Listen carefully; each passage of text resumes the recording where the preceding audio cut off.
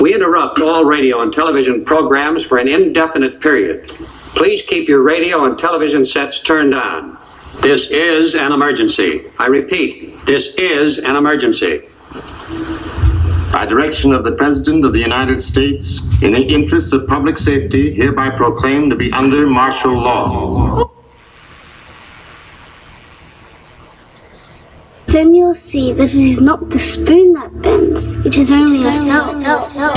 Then you'll see that it is not the spoon that bends, it is only yourself. Something's wrong, energy's low, our ship's breaking down, we're moving slow. Something's wrong, energy's low, our ship's breaking down, we're moving slow. Then you'll see that it is not the spoon that bends, it is only yourself. Was just a dream, and dreams are all I had now. Then you'll see that it is not the spoon that bends, it is only yourself. Good evening, folks. It's Diamond with the Oppenheimer Ranch Project, bringing you a grand solar minimum update, midnight, Wednesday, January 30th. You're looking at the most current GFS model possible. It just finished parsing 3 seconds ago when I started this video. Hopefully you didn't get too much snow down there in South Kakalaki. We're waiting on the totals, which will not be schmodals. They'll be facts. They'll be facts of the reality of the impending record winter that we will be enduring all the way into March. Heavy snow in the Northeast. And I want to bring your eyes over here to the Sierras. Keep your eyes on the Sierras. Keep your eyes on the prize. As heavy snow moves into British Columbia and the Alberta boundary here, as well as the coastal region, watch the Sierras light up with these new GFS models. This is going to bring the snowpack to well over 100%. And the snow you see falling in the west of the rest is going to bring that snowpack well over 100% because almost all regions are well over 100%. Now, what you should quickly glean from this information is not only is snow falling everywhere as we enter February, heads up Texas, Oklahoma, but we're seeing snows that date back to the 1970s, well before global warming started. Not only that, but you should be well aware now that these drought cycles are intermittent. And what the West Coast is facing is a flood cycle coming soon. A flood cycle unseen before, especially in the lower valleys, that will inundate hundreds, if not thousands, of homes. Up in the central regions where the fires and the mudslides are taking out $500,000 McMansions, the same will start to happen in the south as we move forward. Historical floods will inundate the lower valleys. And the flood control mitigation they have in these areas is pathetic. We'll see humans washing away in those flood channels. And worse. As we progress, keep calm. It's boom time. A lot of science to talk about. Hey, South Carolina, winter's coming today. Did you hear? Let's look at the maps. Here's your 2-meter temperature anomaly. It's not even an anomaly. Well, it's an anomaly during global warming, but this is the 2-meter actual temperature today. And you could see minus 50 up here in the Arctic Circle. I'm circling it. And you can see it down here in the northern tier of the U.S. Man, if you live up in this portion of Canada, I cannot imagine. These are the actual temperatures. Minus 40 plus. Without wind chill. With wind chill, you're talking 50, 60, 70, 80 degrees below zero up in Canada. 80 below in some areas. Now, these are only recorded very infrequently on Earth, ever in our lives. And you're looking at some of the coldest temperatures ever deposited over the Earth, ever, during global warming. Now, today, the Union of Concerned Scientists were so concerned that they put out an article, a sharticle, about the polar vortex and climate change. 3 factors that matter. And what they claim is that global warming causes the polar vortex to become weaker. That's their own words. Climate change weakens the polar vortex. Now, this polar vortex, which should be up in the pole, is now all the way down into North America, is gigantic. It extends from one side of the globe all the way down into Minnesota or Iowa. There is no weakening of it up here in the polar vortex region. It is almost doubled in surface area in the normal place it should be. There's no weakening of the polar vortex. In fact, this meridional flow, where the cold drops way down, is well described in the scientific literature for decades, dating back into the 50s. We knew about the difference between zonal flow, which is a constant jet stream in a straight line, and a meridional flow, which goes up and down to the Arctic poles and back. And this is forced by El Nino, La Nina, the ENSO cycle, the AMO, the PDO, other climate forcing mechanisms, and specifically the solar cycle. During solar minimums, we always transit from zonal flow to meridional flow.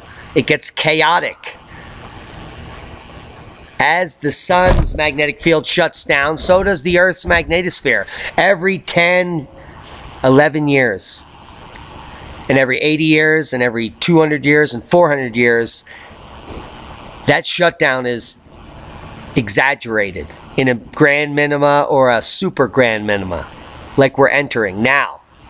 Now, the eddy minimum was entered years ago at the peak of quote-unquote global warming. As we came off of that ridge, the solar max, that was the January 2016 data point. We've dropped 0.6 degrees centigrade globally in the last 3 years. And now we're seeing record temperatures encroach on the US. Record temperatures not seen for 30, 40, 50, 100 plus years. Infrastructure is going to fail. Schools are closed. Millions will be without work because no one's going shopping up in this region, which is black. Are you smoking crack?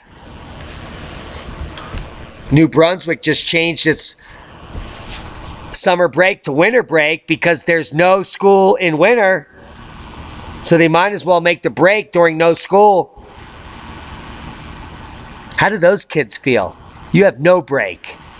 You have to stay inside and survive while we freeze our ass off, and then you have to go to school. Sounds awesome. I can't wait to live up in that region. I hope all you global warming retards move up into the black zone. Do it now. And if you're a member of the Union of Concerned Scientists, cancel your subscription because they're about as concerned as CERN, spending billions of your taxpayer dollars to figure out that dark energy and dark matter is a fraud. Looking for the God particle when they only need to look within inside each of their egotistical prick asses to figure out that they're the problem. Scientists funded by corporate money are the problem because they need to conclude the conclusions that the corporation needs to see. They're not looking out for your best interest. Science has been dead for decades. The reason I left academia in the 90s is because it was dead already.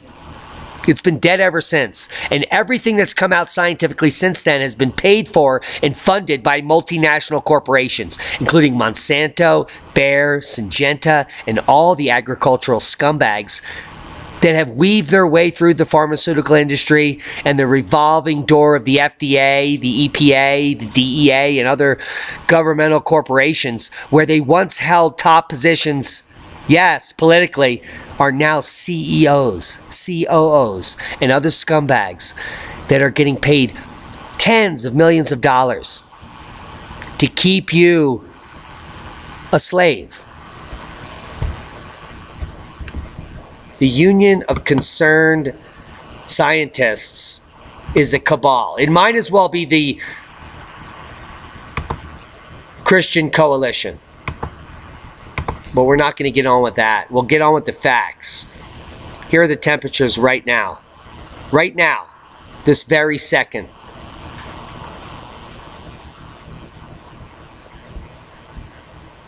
And these light areas are minus 20 right now. That's a huge swath. Life-threatening Arctic blast surges into the Midwest, barreling towards the eastern U.S. People have shit on that they've never had on. Record-shattering cold, heavy snow, and howling winds are descending on a broad swath of the U.S., the National Weather Service says. So does Diamond. He's been saying it for almost 10 days now. It's the result of one of the coldest Arctic air masses to hit the country in recent memory. In recent memory. Well, that's a good way to obfuscate from the truth, because no one alive can remember this. The agency says, forecasting bitter conditions in areas from the upper Midwest and many eastern states in the following days. Warning of a very dangerous and life-threatening Arctic blast. The Weather Service says that it predicts the next several days could see widespread record lows and low maximum temperatures for the Midwest and the Great Lakes and the Ohio Valley. Well, thank you for warning us a day before, you schmucks. That gives us plenty of time to react, you fucking schmucks. You pussies. You bow down to the multinationals and you give us less than 48 hours of notice? And then you have the gall to tell us that a wind chill warning means that you're going to die if you don't have heat. And guess what? Infrastructure is going to fail. So if you don't have a backup, you're fucked. But we told you today, didn't we? It's happening tomorrow. Good luck, schmucks. This is what you have to live with. Moving forward. Live temperatures, Chicago weather, polar vortex brings brutal cold, wind chill warnings in effect. Really? We've been warning about this for 7 days. How come you just put this out yesterday? How come you put this out 14 hours ago? Because do you really care? I doubt it. Because you had to toe that line. Now NOAA posts a cartoon which appears to challenge President Trump's climate change skepticism. Have you heard about this? This is brand new. Came out today. President Trump posted a tweet suggesting extreme cold temperatures in the Midwest can cast doubt on the existence of global warming. Good job, Trump. One of the few pats on the back I will give him.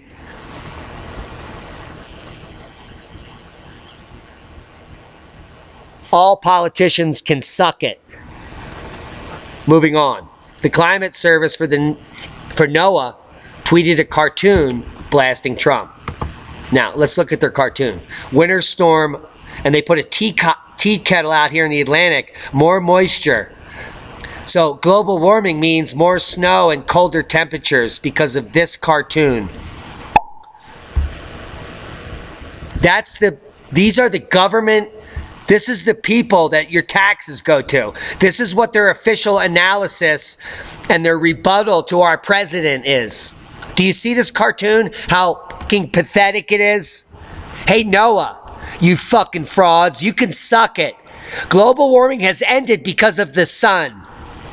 I'm a paleoclimatologist. Look me up. Shut my channel down. Make me realize the real lies in my eyes right now. Do it. Everyone at that facility at NOAA knows this. They went to college with me. They know what I'm talking about. Half of them support me, you fucking frauds. Yet you continue the bullshit ruse.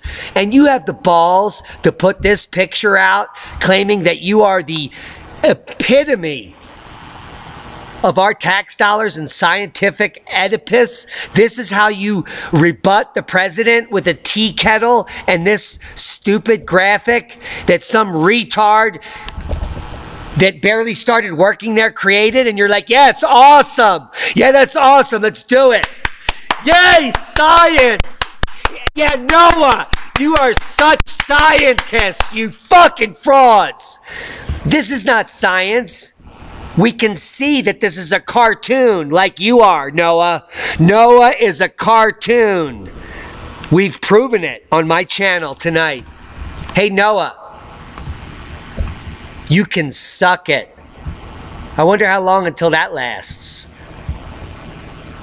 Let's give that a heart and let's retweet it, shall we? Live. Let's retweet it, all of you. Let's tweet the shit out of it.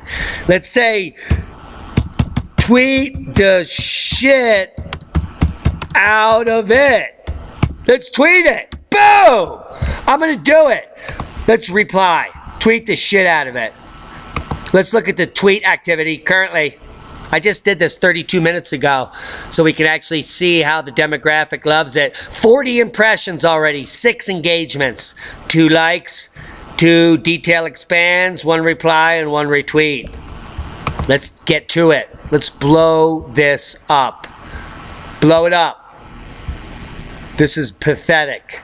This is the top climate scientists in the US, which we don't follow, notice. Because why would we follow frauds that put this out as science? This is their science here. We're about to get to some real science. So if you can handle my lunacy, we'll actually be talking facts versus fiction in a moment. It might take 30 minutes. Bear with us. How long will the extreme cold last in the Midwest and Northeast? Well, as long as it wants to. Extreme Arctic cold will leave residents in the Midwest and Northeast shivering almost the entire week. Temperatures are expected to turn milder during the weekend, but minus 14 in Chi-Town, minus 14 in Minneapolis is a double 14 boom boom of doom. Did you know that cold is the new hot? Thanks, Al. Al! Get in your hole! I'm pretending Al's alive. He's already in the freezer.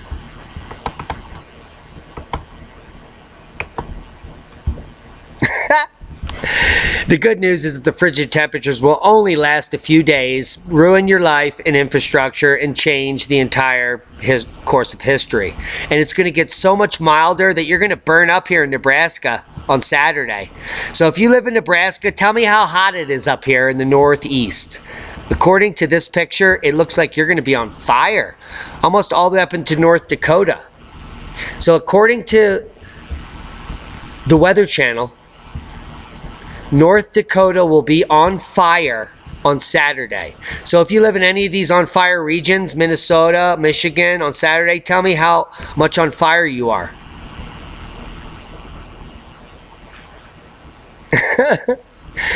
Look at how hot it is in Omaha at 48. It's on fire. They're burning up. St. Louis, 57. You almost might be melting. Cincinnati, 48.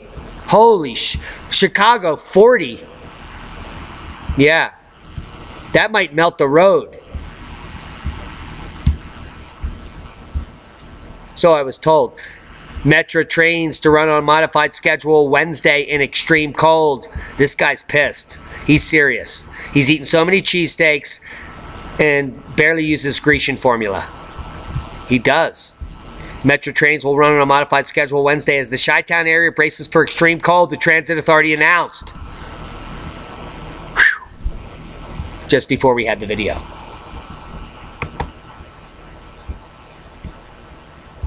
Let's do this. It's not doing it. Fuck. How soon frostbite can happen in dangerous cold? Quickly, depending on the temperatures.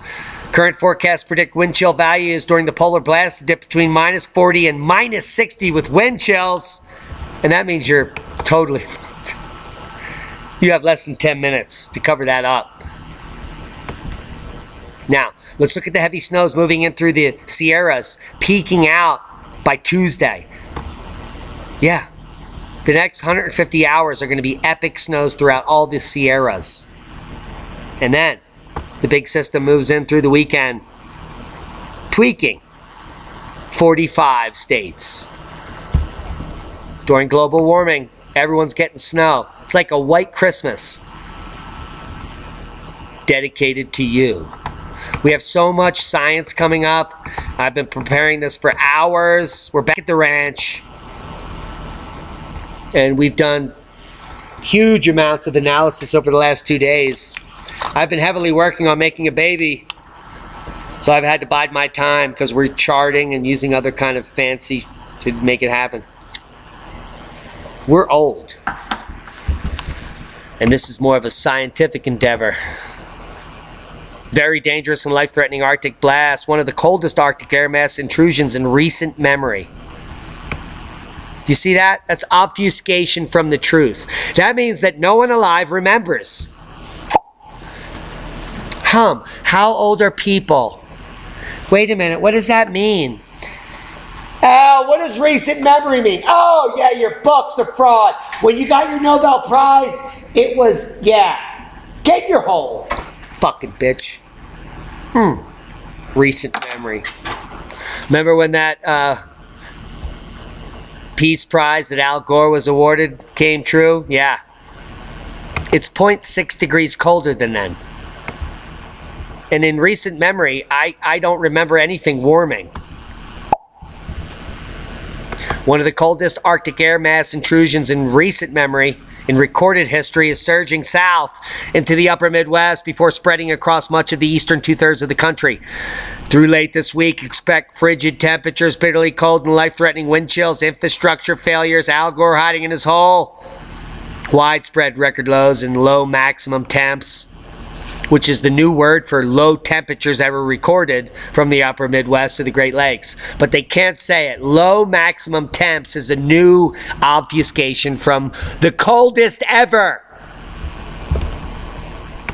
Lowest maximum temp. It means the coldest ever, you frauds. Stop saying that. It's so disgusting. Hazardous frostbite levels forecast for Manitoba's extreme cold. If you think you're cold in Minnesota, these people could get down to -65. So shut the up. Shut the front door. Russia's 2019-2020 wheat production forecast to fall.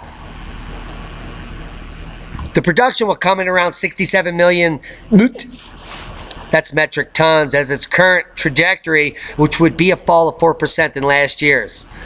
That means it's getting cold in Russia. I don't know where else it could get cold. They could be flux, though. Exceptional rainfall floods North Queensland, Australia. Biggest river flood in 118 years. Cosmic rays are on the increase. We've reported on them. Now, let's talk about space weather. Let's talk about facts. And let's refresh them so that they're fresh for 2019. You can see we were coupled here with the sun for quite some time at the 180-degree phi angle. Not only that, earlier today we experienced several moderate C flares into the C1 range. This is from that active sunspot, which is going to whip around the sun and be back in a few weeks, Earth facing. And this baby is going to make, I believe, wreak some havoc on our grid. So we're going to be watching this sunspot closely because it has now turned around the limb while it's still getting jiggy. Now we're waiting for a massive coronal hole to couple, and we have a plasma density spike happening now. At the same time, the phi angle shifted back Earth to Sun, but it is now approaching back towards, it's creeping back towards Sun to Earth. And during this last 12-hour position, Sun to Earth, we had massive uptick in moderate earthquakes. 5.4 in Mexico, 4.9 in Papua New Guinea, 4.6 in Tonga, 4.9 in the Philippines, 4.9 in Fiji, mid-ocean ridge at 4.9. All that popping off during that 12-hour period, coupled with the sun. And we're going to go back into that in moments as the plasma speed will spike up, and we'll go into geomagnetic storm in the next few moments. Now, take a look at the KP. You've been psychic for 2 days. People with heart conditions have been flooding the hospitals, strokes, myocardial infarction. Mental patients have been going off the hook, which means all politicians. But we're going to be recovering shortly. In the next 3 to 6 hours, we'll be coming out of this. I want to pull your eyes over here to the GOES electron flux 5-minute data at this major downward spike. Boom.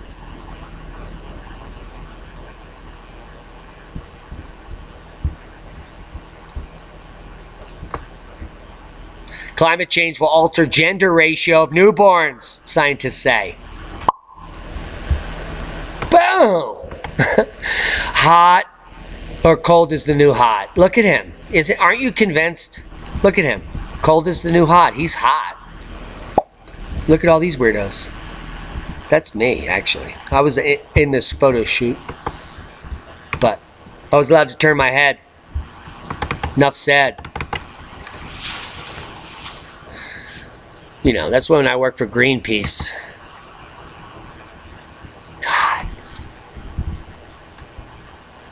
Yeah.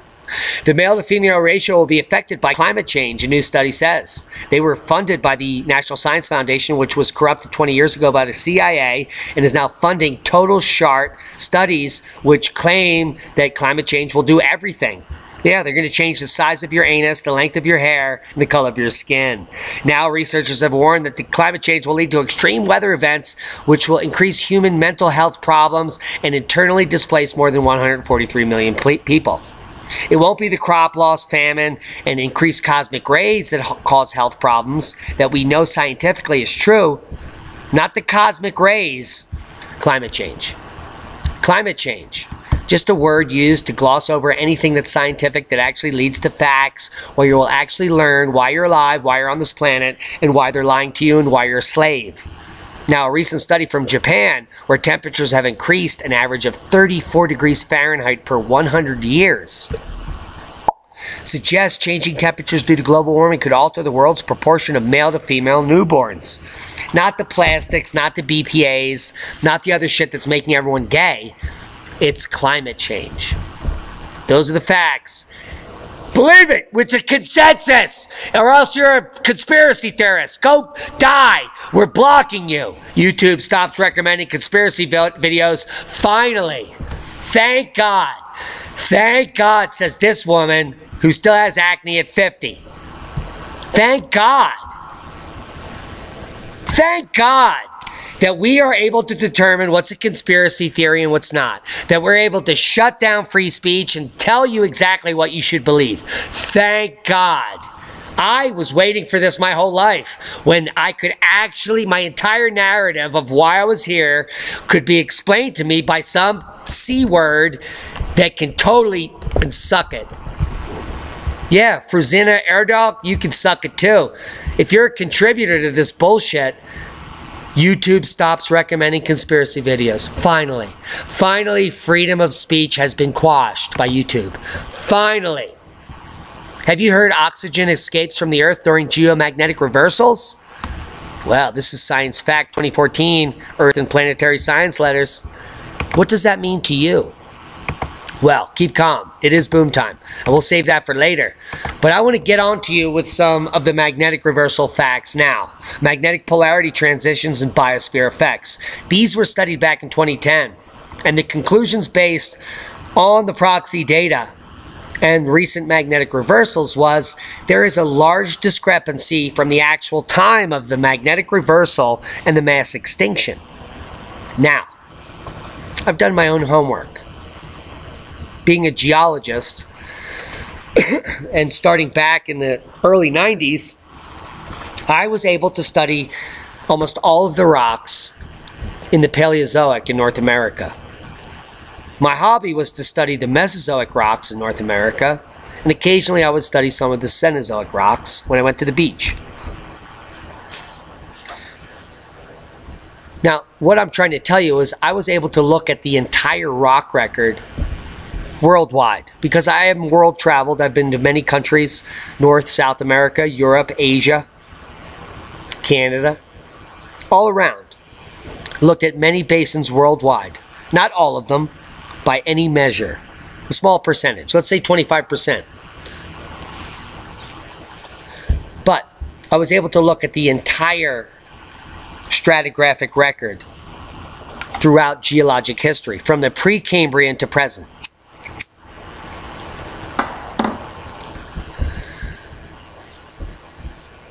And I've also been able for 20 years to study esoteric information and knowledge, and I've been working on a restructuring of the Milankovitch hypothesis, because it never stuck well with me, yet it explained what I saw, the patterns I saw in the rock record.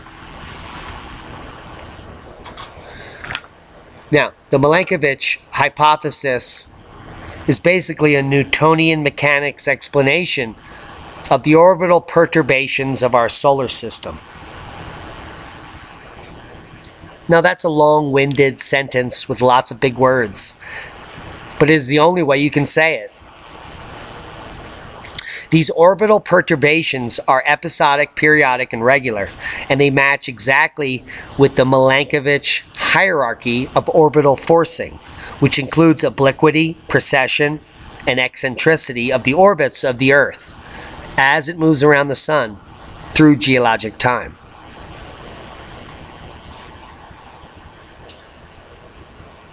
Now, this geomagnetic dynamo that Milankovitch uncovered in the 40s is significant.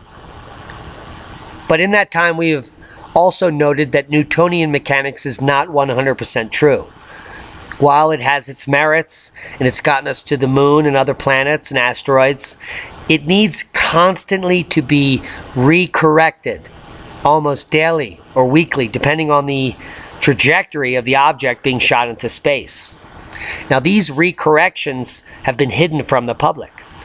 They need to be done sometimes on an hourly scale, or else we'll miss our mark. And that means that Newtonian mechanics are not 100% true. The idea of gravity is not 100% correct. All of the things you were taught that are laws of nature are a lie. There is something else affecting gravity, physics, and the reality that you live. And it's electric, folks. 100%, it's electricity. It is the piece of the puzzle that they left out. So, I'm done bloviating, but I want to draw your attention to the blue graph. This is sea level. Hypothetical sea level, and what I mean by that is areas of continents flooded.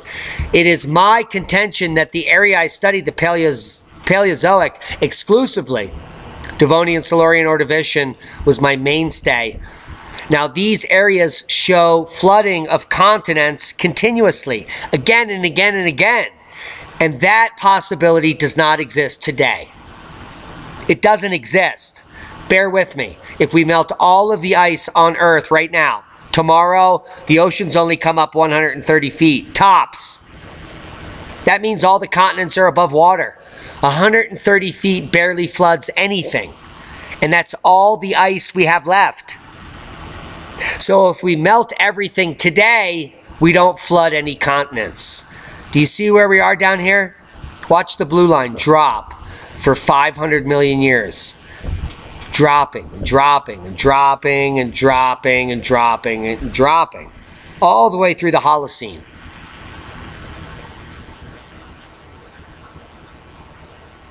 That's because micronovas from our sun happen all the time, and they periodically evaporate water from the Earth. Not only that, they catastrophically blow it off the surface of the Earth again and again and again and again. Now, what sun are we talking about? I'm about to blow your mind. Because in the last 65 million years, the Earth has been much hotter than it is now. And then for some reason, right here at the 3 million year mark, starting about 5 million years ago, the temperature on the planet has plummeted. And we entered one of the greatest ice ages of all times. So if you follow Thunderbolt's project, if you know about the electric universe, and you know about everything I have ever said for the last year and a half, I'm going to put it all together for you. Sometime in this transition, the brown dwarf Saturn and our Earth entered the new solar system, which we now live in. And we entered a new paradigm. We call it the Pleistocene. Now, the Pleistocene is often referred to as the Ice Age and has lasted 2.8 million years, according to some. But I want to draw your attention to the green line here, the fluctuation in temperature. Prior to that, we had these massive cycles of mass extinction and repopulation. Pretty similar. And then all of a sudden here in the tertiary, things got jiggy.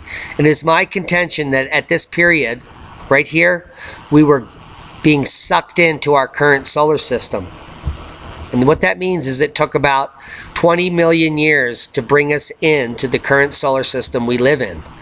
And as we entered the solar system we were in, which was a brown dwarf just wandering around the universe in a circumpolar orbit of Saturn, we entered here, and then all hell broke loose. And all these fluctuations since the Pleistocene are due to our new occupation in our new solar system. Now, we need a mechanism for what we see in the rock record, and we see a 20,000 year cycle with a sea level rise surface and a sea level fall surface, just like these little squiggles, up and down.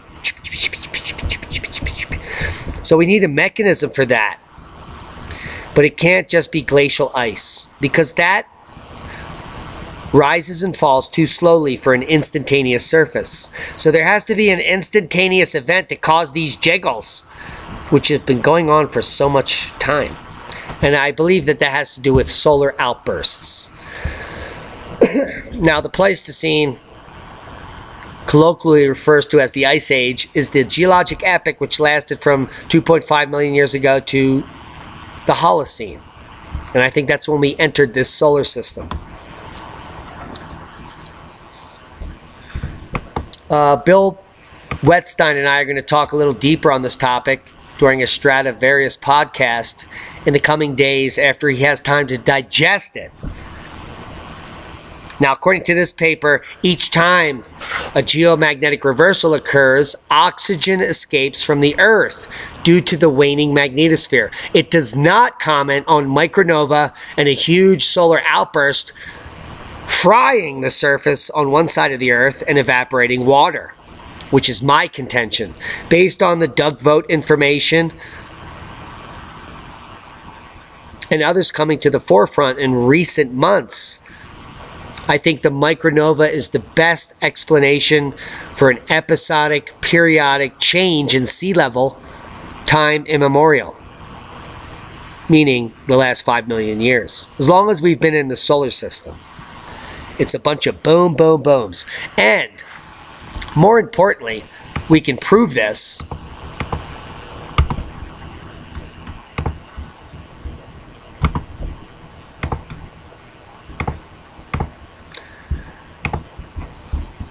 Because the fact that hominids were only alive for the last 2 or 3 million years that we're aware of,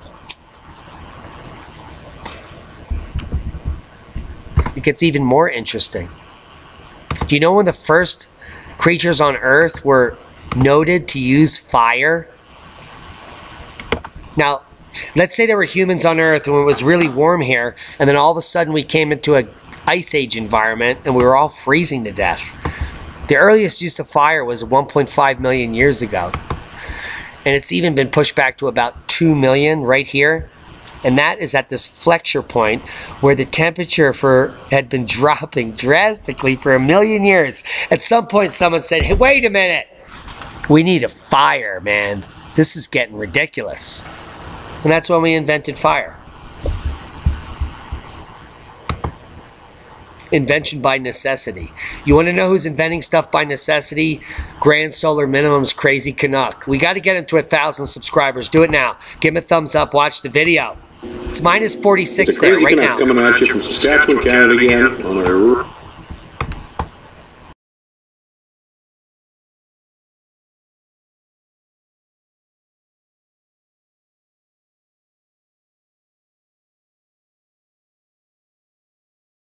Hello everyone, there's a Crazy Canuck coming at you from Saskatchewan, Canada again on a really nice day. It's only minus 32 Celsius, minus 46 Celsius wind chill. That's over minus 50 Fahrenheit.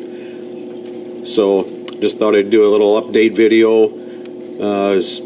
One thing about the Grand Solar Minimum you want to do is to be able to adapt. And while I'm having this little computer issue, will adapt. So far, Grand Solar Minimum, Crazy Canuck, is adapting. And he talks about all kind of awesome topics. And he's going to answer all of the viewer mail live on this video. Because he doesn't know how to use YouTube or there's a glitch. One way or the other, come check him out. He's a friend of mine, Brent Stumpf, and he's got good information to share with you. If you have any questions about how to live where it's minus 40 all the time, ask him. He actually is in his garage here and he does a bunch of cool stuff. And he shows you how to make knives out of files. He goes garage sailing and he buys all these files for $1 and he makes like $200 knives with them. If you want to learn how to make your own knives out of old files, check it out. It's pretty cool stuff. Lots of stuff that nobody wants for a couple bucks, and then go through it and pick out the interesting things. So I'll show you what I've done with some of the files. So here's 2 files. This was an old rasp that I picked up at an auction sale. And I'll just get a full shot of that. Bucks. And then go through it and pick out the interesting things. So I'll show you what I've done with some of the files. So here's 2 files. This was an old rasp that I picked up at an auction sale. And I'll just get a full shot of that one. Nice and heavy. Great to take into the bush. You can chop with it. You can sharpen that thing to slice. It's extremely sharp. Here's a knife in process, which was kind of the same thing. I just have to put a handle on it, so I could put. Now, clearly, you're going to need a grinder in order to make these knives, but I concur with Mr. Stumpf here. You can get some amazing hardened steel at garage sales, make knives, and not only that, he's about to show you that he just came back from Walmart or some other box store and got 100 free Christmas trees that were in the dumpster, and he's about to make compost with the branches and firewood with the stumps. Heads up, Brent Stumpf. So if you want to know some frugal ways to make it through the Grand Solar Minimum, go check out his channel. Subscribe to it. Tell him I sent you. And more importantly, if you need a bucket truck, Josie Wells has got one. Friend of the channel. And it's killer. And if you need an F350, he also has an F350 for sale. The F350 Lariat is 2007. He wants about 20 grand for it.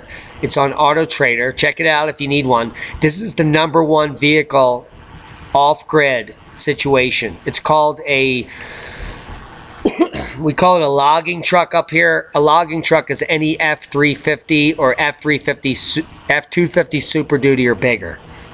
It's absolutely what you need. It runs forever, it can haul everything, and it's awesome. It's an awesome vehicle. Now, another awesome vehicle is a bucket truck. This 1996 Altec bucket truck is 13.8. It has another Super Duty truck attached to it, and it's a friend of the channel. Check it out. If you need a bucket truck, this is the truck you need. He's about to show you how you get in a bucket and just say it. So if you need a bucket truck, buy it from the channel. All those products are in Mississippi. So you're going to have to pick it up there or be there. Cure for cancer. Israeli scientists claim to be on the brink of development. Mainstream is claiming poo-poo. I don't claim poo-poo. And the reason is that I've been studying the cure for cancer my entire life as well. My mother died of cancer, and I know it was Monsanto, microwave products, and other chemicals that she ingested. She wasn't a particularly healthy person, and if you sit in one place and eat processed foods and you think you're going to live a long life, it's not even a possibility. But I digress. Evasion of apoptosis may be the question of balance. So if you don't know about apoptosis, I'm going to leave you links to this. Because apoptosis in the development and treatment of cancer, this study has been ongoing since the 70s. Our somatic cells are born by mitosis, and almost all will die by apoptosis. Now, this is a genetic code that kills off old cells and makes new cells. It's a physiological process of cellular suicide. Cancers occur when this balance is disturbed. Do you know what THC in cannabis does? It creates homeostasis in your immune system. Now, homeostasis is synonymous with apoptosis. Apoptosis is the natural pre-dereliction of cells to die at a normal time, called cellular suicide. If cells aren't renewed continuously, then you can get cancer. Cancer can occur when the balance is disturbed by an increase in cell proliferation or a decrease in cell death. You need to have your cells die so that new cells can reproduce. If you're left with a bunch of dead cells or old cells, you have cancer. Now, the goal of cancer therapy is to promote the death of cancer cells without causing too much damage to normal cells. And this happens when you take massive quantities of THC. This is proven. This is proven in labs all across third world countries and other areas where the information has been quashed from the mainstream for decades. And now, Israel is going to claim victory over something that they've known about for decades. And we've known about it at the channel. We will never take this pharmaceutical grade of the cancer cure because it's exactly what we have here. It's called cannabis. And if you take large quantities of THC, your immune system will receive homeostasis and you will never get sick. And if you do get sick, it will be a minor perturbation in your daily life. And it will go away, and a week later you'll be like, oh my God, I was sick last week. That's what it was. That's why I was tired. It's mind over matter, kids. And if you don't mind, well then I don't matter. The Wim Hof method. Learn to control your mind. This weirdo stands on glaciers, douses himself in ice baths, injects himself with poisonous diseases, and nothing affects him. You know why? Because I haven't been sick in 10 years either.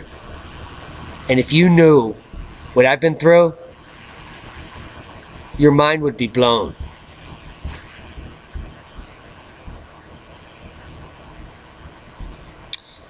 About to share with you some of the tricks of the trade, and I put them in our Oppenheimer Ranch Survival Supplement store. Kombucha. The key to your health is your gut bacteria. There is no other statement needed. You don't have to jog, you don't have to run, you don't have to live anywhere in particular. You do need a complete nutrient profile going into your mouth, so you have to eat healthy foods. But beyond that, if you never want to get sick, your gut bacteria must be correct. And almost all processed food is designed to destroy your gut bacteria so that you get sick and have to go to the doctor. Big pharma and big ag are connected. If you eat food in a box or a bag, it's killing your gut flora. And you need to replace it. I replace my gut flora on a daily basis. I drink kombucha. $38 case. Prebiotic tea by Lion, blood orange ginger. 12-pack, $30, delivered. Davidson's bulk organic Assam as your base for your kombucha. And how about this? The kombucha starter kit. I've ordered all these products and I use them daily. If you don't have a lot of money, for $40, you can make unlimited amounts of kombucha. All you need is clean, reverse osmosis water, spring water from the source, and a tea bag, and some starter. And you get a farter. You get kombucha. Organic kombucha starter kit with homemade brewing probiotics. 4.5 stars, best rated in the world. Less than $40, free shipping. I would buy 20 of these. Get started now because a case costs $40. A case of kombucha from the store costs $40, and I still buy it because I love this shit. We also have colloidal silver generating packages for $65. Make your own colloidal silver. Give it to your neighbors. Sell it to your neighbors. Sell it at the farmer's market. Think outside of the box. Get going now. You could make hundreds of thousands of dollars if you get into this industry today. Make your own kombucha. Sell it at the farmer's market. Also sell colloidal silver. I can't walk you through this. He can. Cold is the new hot. Global warming is causing the coldest temperatures in 100 years to invade the U.S. And this hot air over the ocean, which is over all the oceans all the time, is now melting Baffin Island. Look it, here's Baffin. Here it is. It's melting it. We're all burning up. Be safe. We love you. And that's boom.